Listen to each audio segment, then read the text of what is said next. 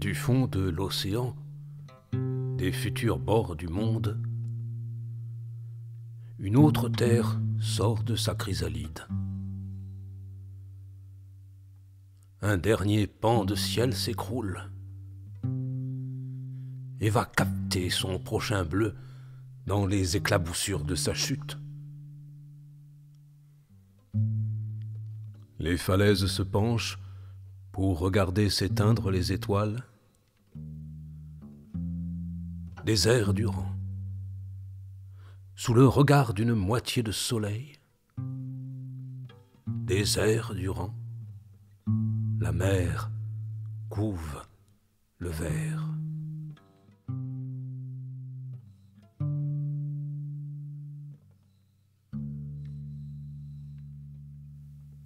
D'un fracas de coquilles, la terre sort de l'œuf.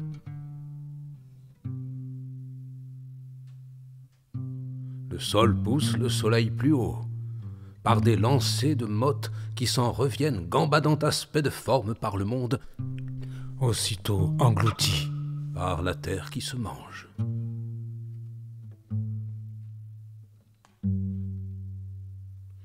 Quittant son socle, le soleil se fait pupille oblongue et bientôt ronde. D'autres pulsions n'ont pas quitté l'étreinte et se résolvent en feuillage. D'autres morceaux retombent dans la mer et nagent. Il se fait un fracas de mâchoires entre ça. La pluie est avalée par l'eau des flaques.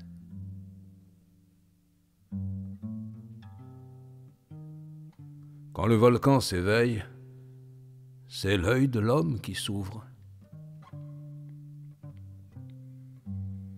L'aspect de forme a tenté l'excroissance, une pointe, un rayon lancé du milieu de son spectre. Un autre spectre de matière l'attire, le malaxe, enfin l'arrache à l'absorption. Dans cet effort, c'est modeler un corps de vie dont la terre ne veut pas. Au hasard des branches, éclosent les mottes.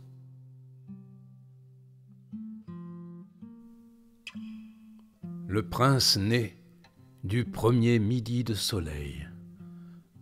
Alors qu'en vol, les sens s'éveillent, avec le sens puisé dans le sec sur la redescente du feu. Tout le jour sculpte l'existence, et l'animal naît de la glaise, chu et pétri entre ses mains de terre. Au hasard des branchages s'envolent les oiseaux. Une intuition de fleurs y frétille. Au premier soir, le soleil se désagrège en ouest et pulvérise ses étoiles. La nuit, le soleil en morceaux. La lune arrive bien plus tard, après combien de nuits, après la naissance du sexe, la lune fragmentée, mais jamais tout à fait. Dès la première aube, le soleil rappelle ses troupeaux d'étoiles au foyer.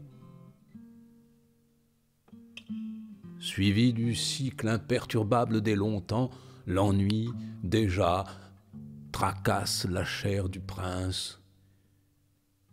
Il court, son sexe indiquant le chemin. Là-bas, à plusieurs mille jets de sperme, à plusieurs mille portées de souffle, la terre rouge enfante ses filles nubiles, très belles, plus encore éphémères. Ô cher, très cher désir batifolant par la glaise assouvie, par le sol englouti, je sauverai ton âge. La beauté, la jeunesse à bon goût, éructe la terre en écho.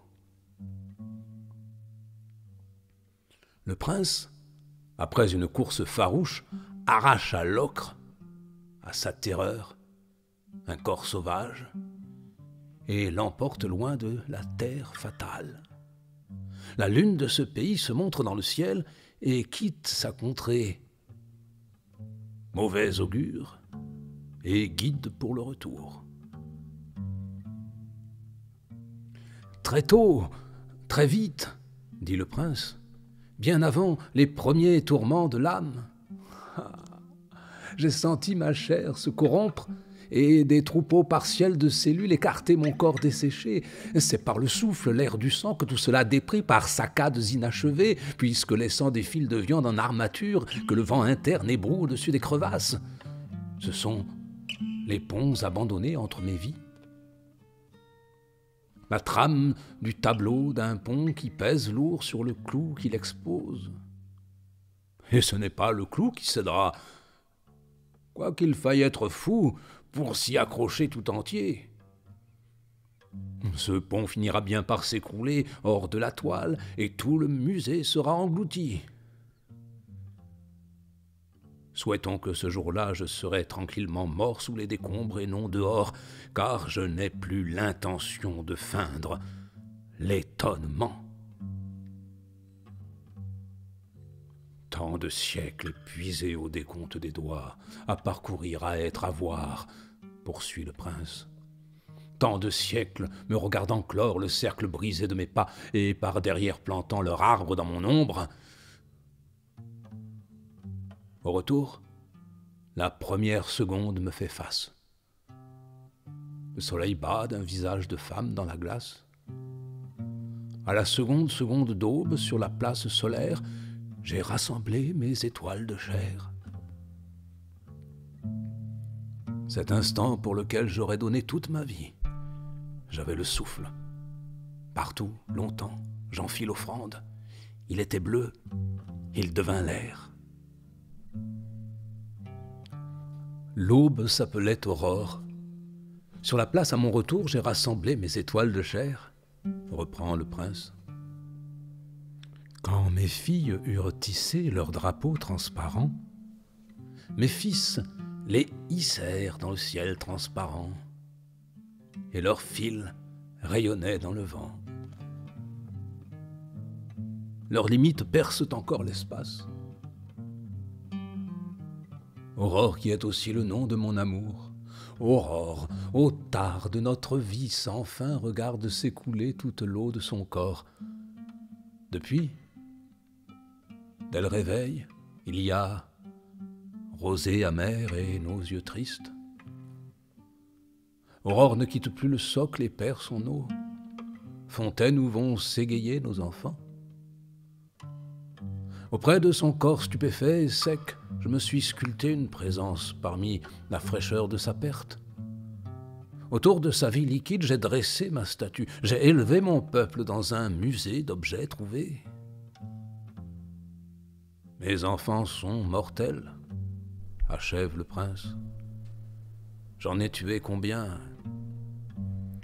J'en ai longtemps peuplé mon sol natal.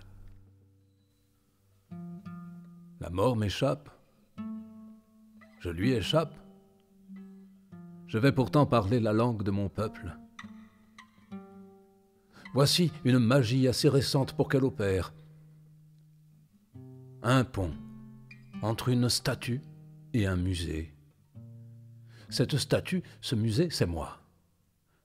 J'ai rejoint l'âge pétrifié. Je n'ai que refermé le cercle de mes fortifications. Ce corps qui m'est venu de terre passe à présent dans la statue. Fils de Dieu, ô mes insultes, portez sur moi le voile, et le vent soufflera. Quand? Quand vous survive une conscience héréditaire, mon âme étendue comme un drapeau sur le pays.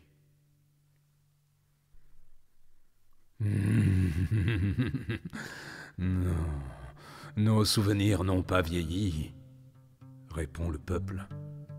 Même si, maître prince, tu n'es plus là, chaque matin nous allons faire pipi dans ton caca. Chacun de nous a son morceau au centre d'un petit cerceau. C'est le seul rite dont tu hérites, car celui qui est de passage chez soi ne joue pas les sages. Notre Dieu superstitieux, tu allais et venais en proie à de nouveaux objets de foi. Que nul jamais ne te dévoile, ton âme est notre seul esclave. Et toi, aurore, qui nous donna le jour et l'eau, le goût du rêve dans la nuit du ventre, c'est à midi qu'arrivent les éclipses, auréolant nos corps lunaires. Nous irons boire à ta fontaine. Au crépuscule, il y aura toujours l'enfant prompt à se taire, armé d'oiseaux tranquilles et de poissons, pour garder ton silence. Oh, dit le peuple, nous fêterons la transparence, le ciel, le bleu, le rêve et le vert, l'eau qu'ils contiennent, celle qui les reçoit. Les feux mouillés sont sans nuages. Pourtant, entre le soleil et nous, il pleuvra. De l'indigo, laissant ses traces dans le vent. Il pleuvra sous la peau.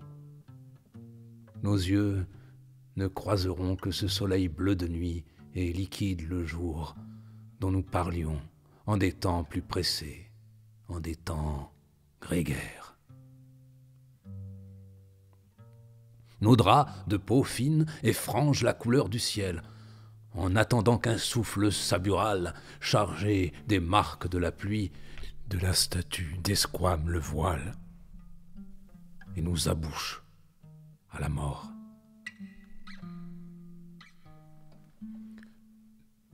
Notre Dieu de retour ne quittera plus le musée de ses étoiles confondues en transhumance. La terre propagera plus loin et plus profond son cimetière, davantage de poids pour que la sphère foule mieux.